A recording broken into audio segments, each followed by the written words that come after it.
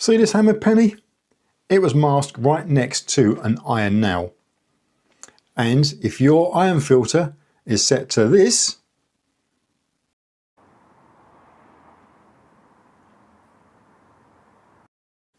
you just walked right past it. Stop letting the safe stock settings cost you silver. Today, I'm showing you the aggressive zero filter strategy that actually finds the goods. Let's go. Alright there, sweepers and beepers, welcome back to the channel. Let's go detecting. Now today we are getting under the skin of the Nokta legend to talk about one of the most misunderstood settings on the machine, the iron filter.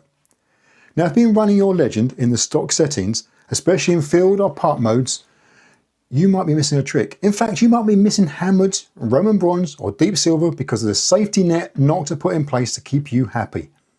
And more of that later. In this video, we're going to bust some myths. I'm going to explain exactly what the iron filter does using a simple analogy. And I'll show you why that stock setting of 8 is actually holding you back. So grab a brew and let's get stuck in.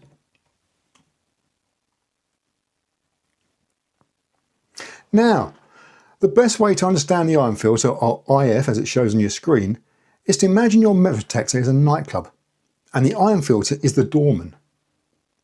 The job of the detector is to let the good targets, the coins, the rings, into the club so you can hear them. And the iron filter's job is to stop the riffraff, the rusty nails and the coke, and I mean coal, from getting in. Now, a low iron filter setting, say 2, 1 or even a 0, is like a relaxed, friendly doorman at a local pub. He's pretty chill. He lets the good people in, but he might also accidentally let in a bloke who's had a few too many sherbets. And you get more noise, a bit more chatter from the iron, but crucially, he never turns away a paying customer. You hear everything. On the other hand, a high iron filter setting, like the stock setting of 8, is a strict, uptight bouncer and exclusive club. He's got the clipboard. He's checking shoes. If a target looks even slightly like iron, maybe a silver coin at its edge next to a nail, or a deep hammered coin, the strict doorman says, "Not tonight, mate," and silences it. The club is quiet, sure. It's also bloody empty. And here's the controversy. Out of the box, the legend usually defaults to the iron filter to 8 in several modes. Why? It's a compromise, that's all.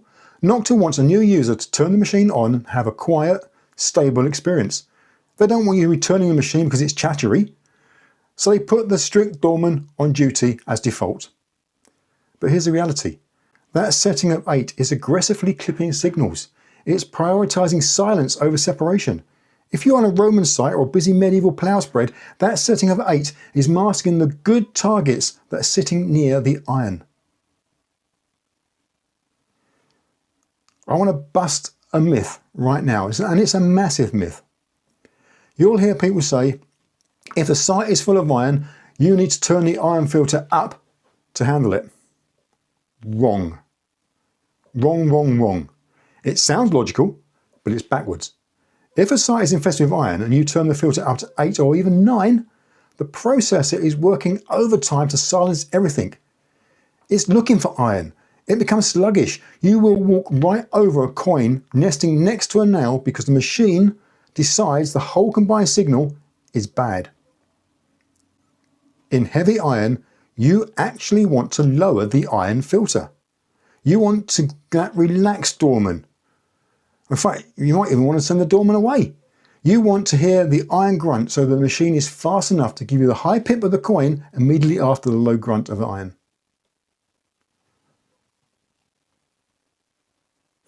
So if we drop the iron filter down, how do we stop the machine from driving us mad with noise? We support it with other settings. Here's my optimal setup for an iron heavy field. Iron filter, set it between 2, 1 and 0. This is the sweet spot. It offers just enough stability to stop the ground noise falsing, but it's loose enough to let those masked targets through. Recovery speed. If you lower the iron filter, you need to increase the recovery speed. So I run mine roughly at 7 on a small coil, 6 on a bigger coil.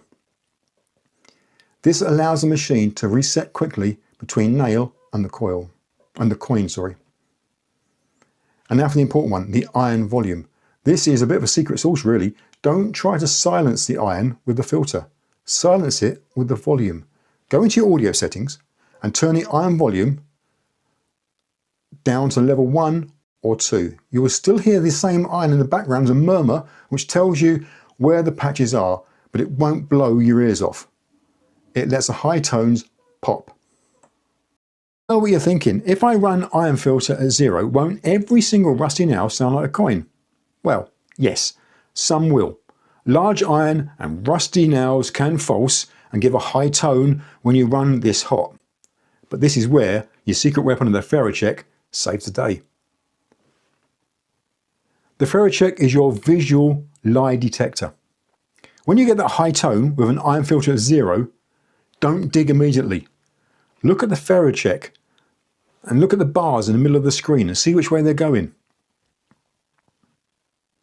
If the audio sounds good, but the FerroCheck is filling on the iron side, which is the left-hand side when you look at it, the machine is telling you, I'm making a high sound, but the magnetic signature says this is ferrous. It's a nail or another bit of iron. Walk away. However, if you get the same high tone and the ferro is clean or pushing to the non-ferrous side, as in the right-hand side, then dig it. By using the FerroCheck, you can afford to run that aggressive low iron filter to unmask targets without digging every single rusty nail in the field.